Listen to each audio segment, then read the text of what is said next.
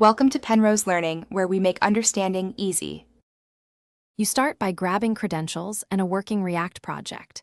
Create or open a Google Cloud project, enable Maps JavaScript API and Places API, then create an API key. Restrict it to your domain to avoid misuse. Once done, initialize your React app with Create React App or Vite and install the official wrapper at React Google Maps/API. This gives you a component-friendly way to load the SDK. Make sure billing is enabled since the API requires it. Next, we wire the loader into React. Once the SDK is available, import LoadScript or use LoadScript and pass your API key and required libraries like Places. Then render Google Map with a fixed map container style, center coordinates, and a sensible zoom. This initializes the map instance. Add marker components with position props and wire info window for details.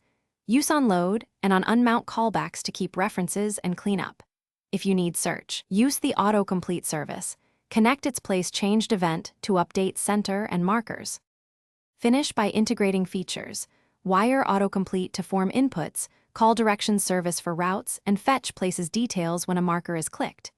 Make sure to manage state cleanly. Store map ref separately from UI state to avoid re-renders. If something breaks, check API key restrictions, billing status, and browser console for quota or permission errors. Also test under HTTPS and matching referrer values. A key troubleshooting tip.